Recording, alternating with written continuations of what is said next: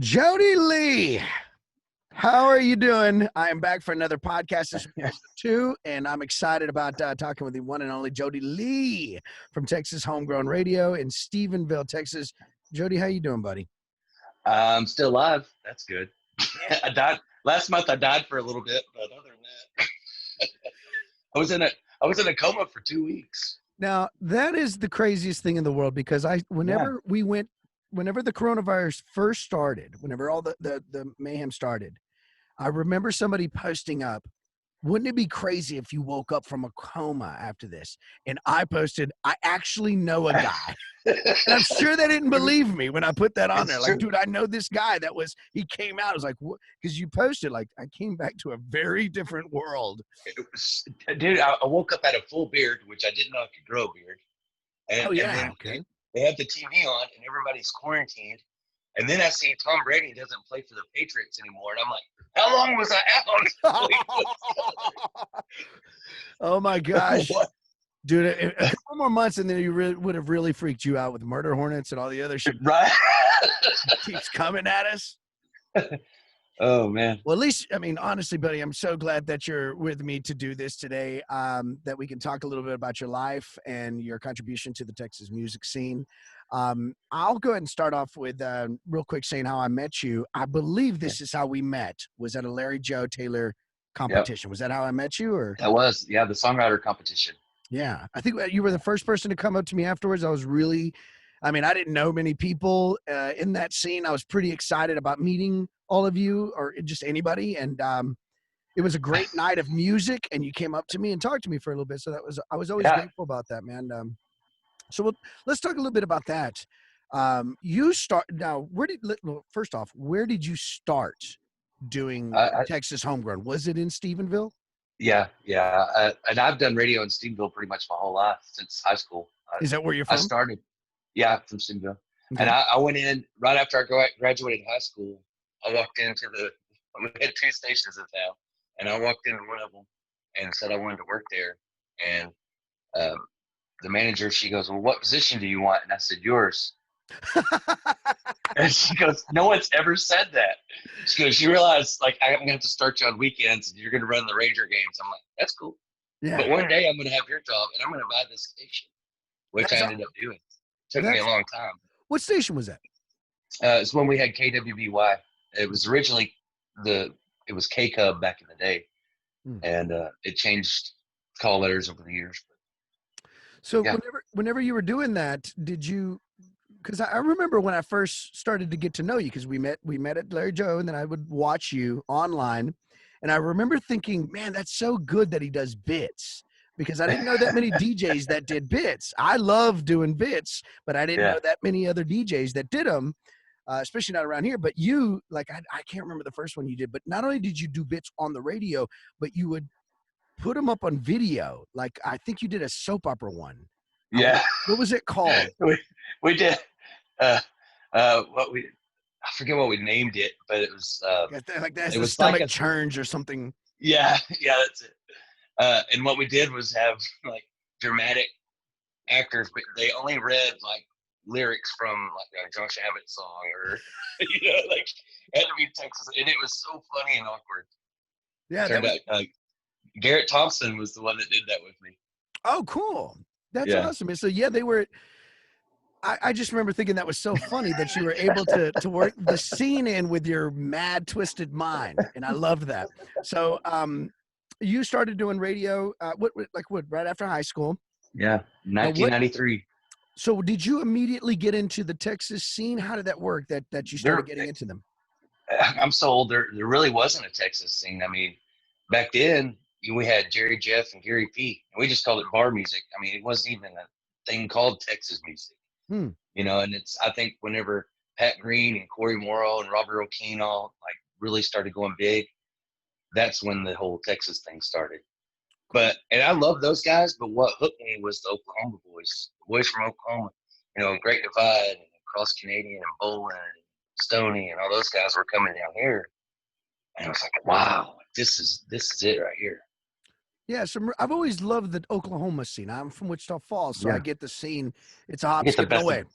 Get the best of both worlds. Yeah. So I love that scene. I love that history. So you were a part of that. Do you remember a young Cody Canada? Do you Oh remember yeah, young Bolin? we used to take them to parties after their show. And that's how they built their fan base. They're like, take me where the people are. Like, we want to get to know these people, so we'll come to our show next time.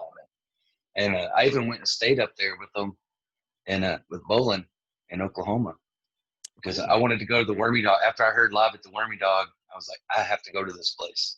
Oh, cool. Yeah. You're a fan of the venue, just like me. I like that. So what yeah, go ahead. And Bolin, he told everybody I was a bull rider from Australia. He made me go and give toasts. I had to give toast in between his sets as an Australian bull rider, which I am like 3 times bigger than any bull rider I know. That is crazy. But, yeah, and my accent got worse throughout the night. I'm not sure what it was. Oh man, so that brings up another question because I'd love to ask this. I saw you at different places. It mainly be around Stephenville whenever I would see you. But did you get a chance to kind of go see all these venues that you always hear about? Oh yeah. I've still got a bucket list of ones I've still never been to Green Hall. I don't know how I haven't, but it's going to happen. Yeah, when it opens back up, that's one of my first places to go. Good stuff. Yeah, that's one of the places that I need to check off. And I think that's right. Have you ever been to Lukenbach before? Yeah, love Lukenbach. I actually lived in Kerrville for a while, so we went to Lukenbach a lot. Cool. You did the hill country thing. Yeah. That ended up coming back to Stephenville. You have to move away just long enough that you appreciate it. That's what I tell everybody. Oh, that's good, man. Yeah. You know what I mean? Like, you can't wait to get out of your hometown until you leave, and you're like, it wasn't that bad. Exactly. I think I remember like a Reckless Kelly lyric. I can't remember exactly how it goes, but it's basically you got the blues there too. I think because I left my hometown and I realized, oh, things suck no matter where I go. Maybe it's me. So I had a lot of growing up to do, man. So let me ask you some of the bands you were talking about earlier. They were from the Oklahoma scene, and they really turned you on. Now we also talked about the Larry Joe Taylor competition. Let me know about some of the because you get to see it firsthand. That's got to be the reason why you go to see it before anybody else does. This talent that comes out. That's my favorite thing, and I've broadcasted that ever since they started, the very first year. I've got to broadcast the thing, but I like that even more than the festival because you get new talent, and there's so many now that come from out of state. Even, I mean, it's a big thing. Yeah, and you get to hear people that you've never heard before. And I've always been, I want to help the new guy, and I've done it long enough that the big guys were new guys when I started, but I always want to find that new talent and help them because you have to. I mean, someone's got to do it, right? Yeah, you were there for me, like when I first started, and I'll tell this story real quick because I always thought it was the funniest.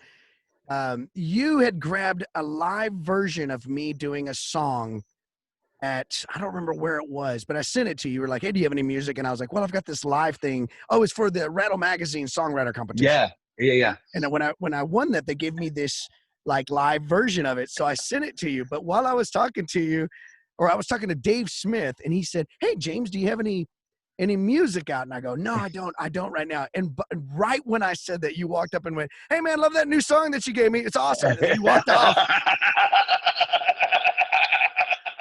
So I was a liar. And I totally forgot that I gave you that. I was like, no, I don't have anything, unfortunately. I don't have anything. Because at that time I hadn't recorded an album yet.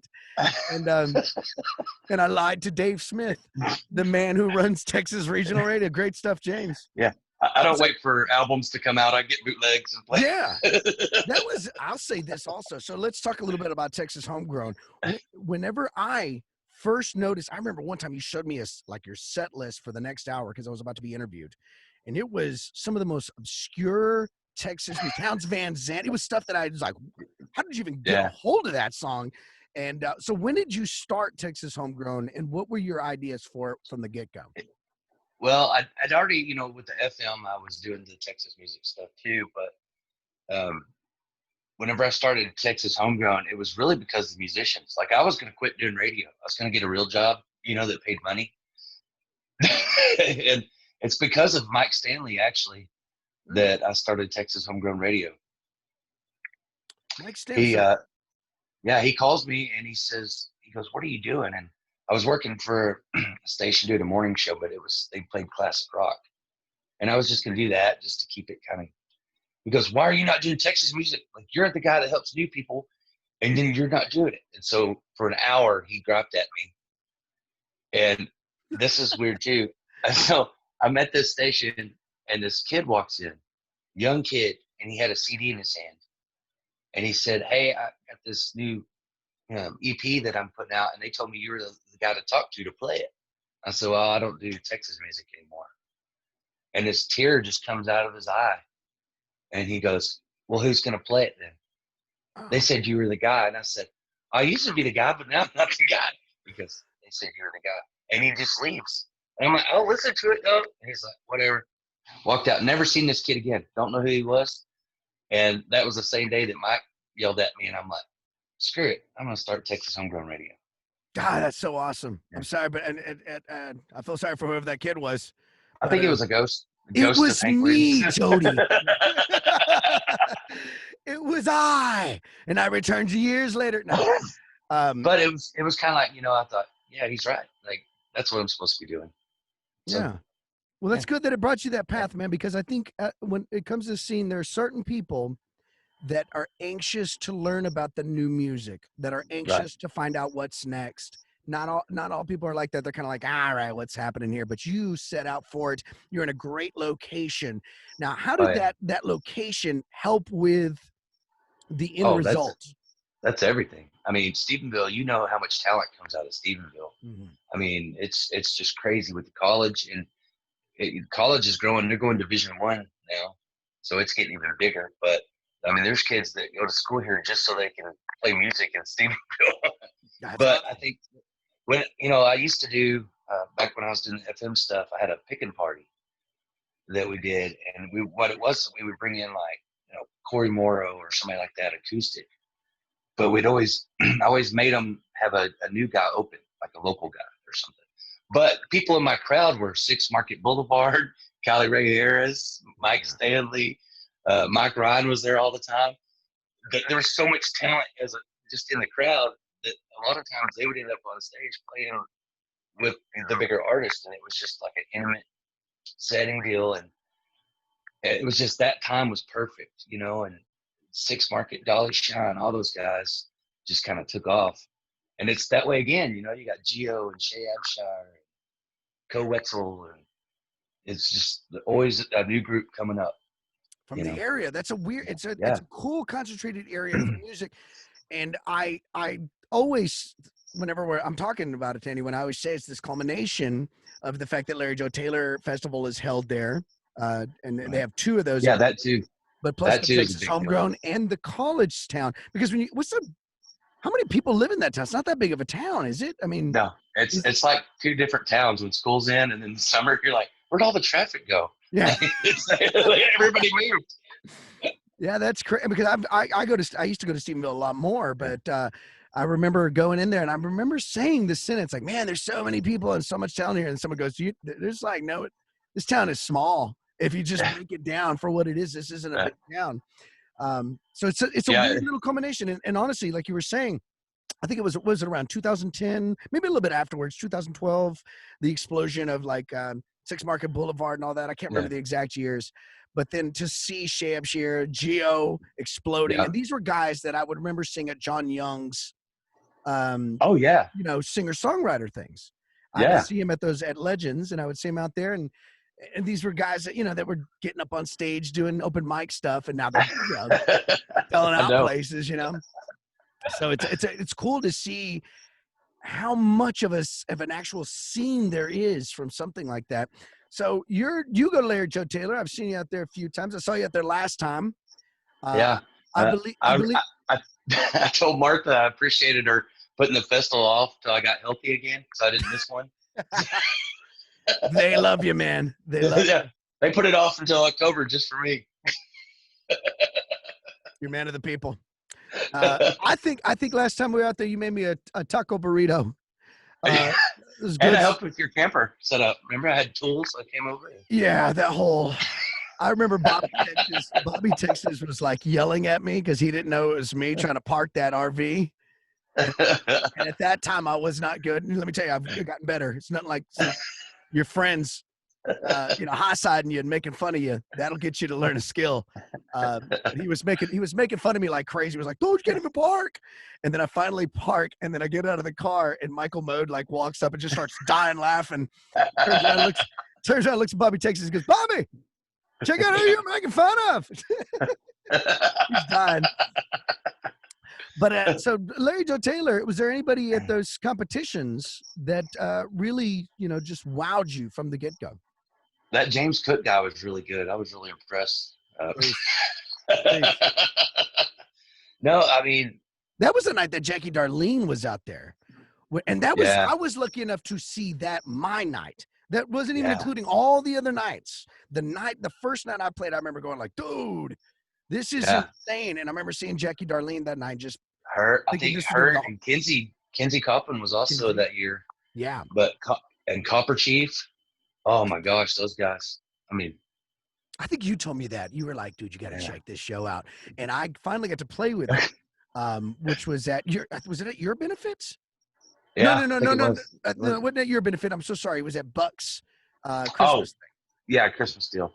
And you kept telling me like, have you seen them yet? I'm like, nah.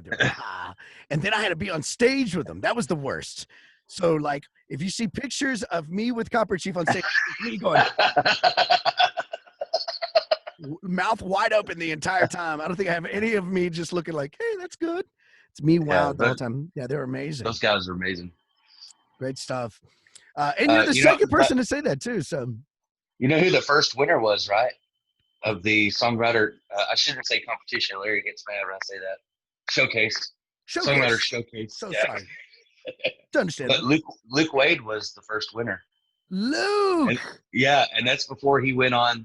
Was it The Voice? I guess he was on. Yeah. But that was he was the first winner. Oh, he's amazing. He played my wedding.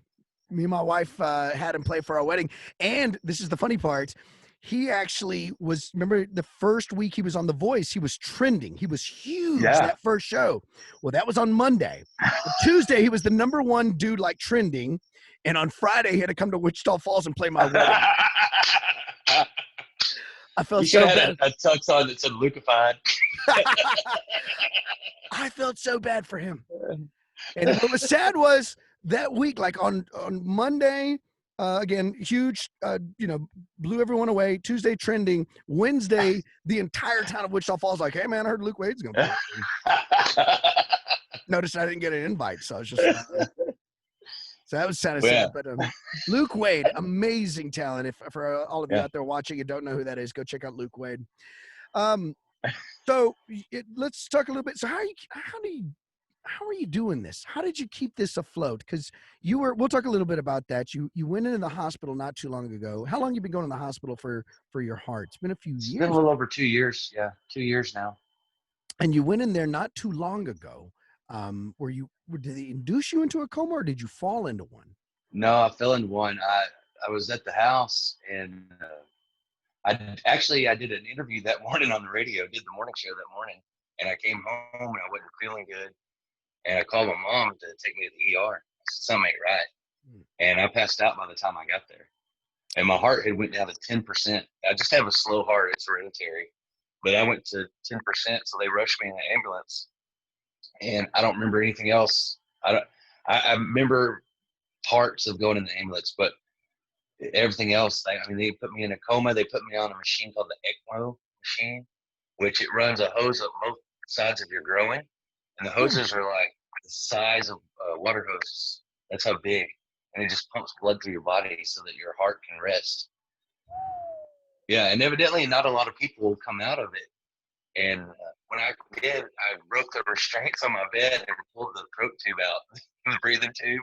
Oh. And so I couldn't talk for the whole time I was in the hospital because it ripped my throat.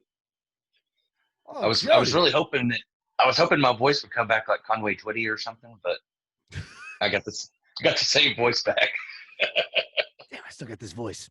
Damn it. So, and how long were you out for?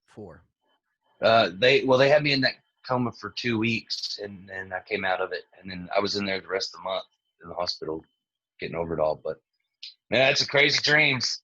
I got some stories I can't tell you on here, but Oh man. my dreams was like a Quentin Tarantino movie. Like, I thought it was so real. And when I came to, I told my dad, I made my mom leave the room, and I was telling him all the stuff that had happened. And I thought my truck had got stolen, and these guys took my wallet. And there was a group trying to sell my organs. Like, it was like a movie. Wow. And he just like agreed with me. And the next day he goes, none of that happened, right? Like you've been in the hospital this whole time. I need you to I'm know like, that what? none No of that one was stole true. my truck? Oh. Dad, I need you to find the man who took my organs. Well, the doctors, they were calling me the miracle guy. And evidently not a lot of people come off the ECMO machine. I mean, it's kind of a new thing, and only a couple hospitals even have one. So I was like the guinea pig. So like other doctors and nurses would have to come in and look at my wounds and talk to me. And I was like the example.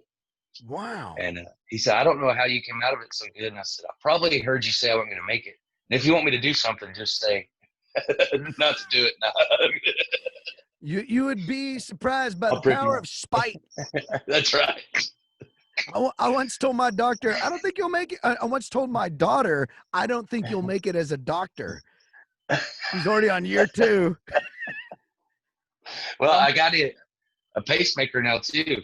Oh yeah. It's a pacemaker defibrillator. So if you see me shaking, I'm not dancing or anything. It's probably. I asked the doctor that I really wanted it to play "Kickstart My Heart" by Motley Crue. He was like, Let's have some they fun with don't it. play music because they don't play music. I said, "Come on, be greatness." At least the voice like part, the voice box part, right? You just hear the motorcycle cranking up. I fall down, and then there's kids vaping behind me, and I pop back up with music. It'd be like a show. Yeah. So I had another good idea. I had a lot of ideas when I was laying in that hospital bed. But, they were saying I might need to get one of those necklaces that I've fallen and I can't get down. Yeah.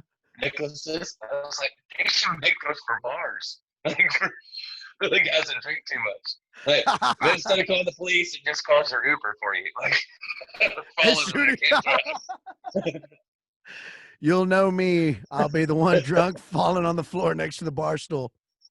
And just hand them out at the door when you come in. That's awesome. See, you're an ideas man, Jody. Just keep coming. I know. Some of them will stick. They're not all great, but some of them will stick. Man, I was trying to. Good. I was trying to convince my physical therapist in the hospital that we're all going to start a band called Fall Risk. Fall Risk? Because I had this bracelet that said Fall Risk. Oh my gosh! And it turns out one of them was a drummer. Like there was some. I was like, spread the word. Like, let's get a bunch of physical therapy ladies. We'll start a band. And there was a drummer. Yeah, she goes, I'm a drummer. I'm like, there you go, Fall Risk. That's so awesome. We're gonna start grunge Texas music. Oh man, that's so good. I can't believe that you still have such a freaking sense of humor after all this. As a matter of fact, I want to talk a little bit about Texas homegrown memes. How are you able? Like, it was funny because I think you wrote something along the lines of like, "Hey, a lot has changed since I've come back because we were in the corona pandemic." Yeah. And you were like, "Man, I woke up and a lot of things have changed," and that was like, "Oh man." It's crazy that he just came back from that coma. And then like the next post was something goofy. I don't even remember what it was, but it was a Texas homegrown meme. I was like, well, it's good to see he's already back to telling jokes. Yeah. So it doesn't take long. James Cook's been in some of those memes. I still didn't make the James Cook sriracha that you had made because I was like, dude, that looks good. It looks like a really good sriracha. You should sell it to merch. Slap it on my face and just have it on the merch tables. Get you. As seen on Texas homegrown memes. So I should do. So yeah, when did you start doing this? The humor got me through it though. Yeah. I mean, honestly, that's if I could think of you. It was when I was in the hospital. You just decided I'm going to just start screwing with people? Yeah, I had nothing else to do. Yeah, I was like, just gonna mess with people. But the doctors told me that. Yeah. They said my attitude's really what helped me get through it like I did. Well, good. That's a lot of it, I think. They said you wanted to live, like you were so positive that, and I think that did have something to do with it. You've always been that dude to me. I've ever since I've known you, you've always been a great, positive person. Always been very supportive to me. So I can't really speak on other musicians, although I'm sure if I brought your name up, including Mike Stanley, who I know talked highly of you whenever we were talking about you. We did a set together for Buck Buffalo's Christmas special that he puts on every year. We were talking about you for a minute, and of course we bring up the humor and the positive attitude and how supportive you are. So that means a lot to me, man, to know that someone's out there like that. Tell me some of the things that you love about doing what you do. We're in hiatus right now, but when you're really going at it, tell us some of the things that you love about it. I really do love like finding new music I've never heard before. Like, I've been blown away. And I learned a long time ago, you can't judge by appearances, because I've had some guys walk in that I thought, oh, this is just going to be terrible. And then they start playing, and I'm like, what? Like, where have you been hiding? Awesome. So, I mean, to me, it's that excitement, and I like to write. I like anything creative, but I respect the writer side of it, I think. And that's why I love Texas music so much, There's so many different sounds. Yeah. Everybody asked me, what is Texas music? And I said, it's basically the best of all genres shoved into one state. And we just take credit for all of it. It is. It's all over the place. I mean, it really does have it's hard to really put your thumb on what Texas music is, or put, to really pinpoint what it is. But you're right. It's all of it just kind of shoved in one state. But, there's always that too proud of Texas guy, like the beer commercial. Way too proud of Texas guy that's got the tattoo and all that. I had a guy call in one day, and he goes, "You better not be playing none of that music that ain't from Texas. You only play Texas artists. That's all you can play on there." I said, "Oh yeah. I said, "You mean like Reckless Kelly?" He goes, "Yeah, Texas boys. They're not from Texas." You know what I mean? I said, "You mean like Adam Hood, right?" Well, he's not from Texas either. He's like, "What?" Yeah. Like bowling. I said, we just adopt them. Yeah, you're right. Or the damn Quells. That's honestly, I go nuts over Oklahoma bands also. But yeah, it's a weird me too, thing yeah. who we've accepted and go, no, we love you. We just adopt them. Yeah. Some of my best friends aren't from Texas. Some. Oh man. Well, that's great stuff, man. Jody, God, I want to talk to you about, I'm going to make sure I don't miss anything. There were so many things I wanted to bring up when I was talking to you. What do you got planned? What do you think you have planned for in the future? What do you think what's next on the other side of this? Oh, for the health stuff? Well, let's talk about your health first off, man. I mean, how's it been? What do you? Well, evidently dying for a little bit moves you up the list on the transplant. So they're like, what's?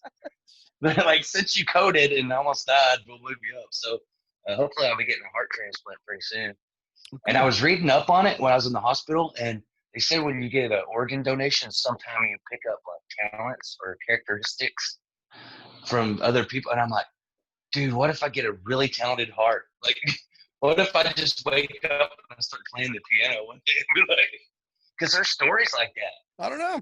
And then I thought, what are the chances that there's a musician that's got good organs?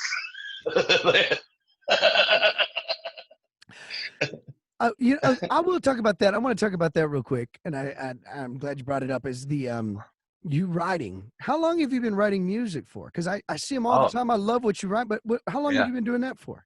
Oh, a long time. I just kept it hid for a long time. And then I finally got old enough that I just said, I don't care. I'll put them out there. Yeah. Well, the bad part is, like, in my mind, and not doing a radio show, and you probably understand this.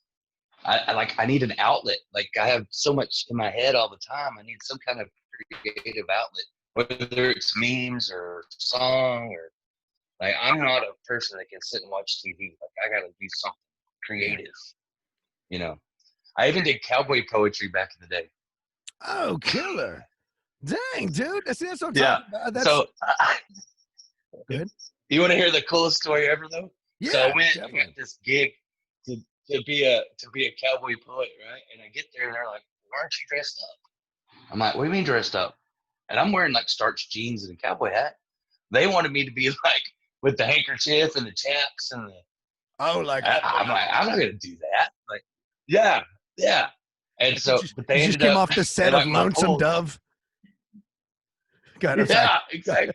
But they like my pulls, and they go, "We got another gig next month. We want you to come to." I'm like, all right. I get there, and it was like a state FFA convention thing. Like, there's buses everywhere, and I'm like, I'm not ready for this. Like, I'm not a professional.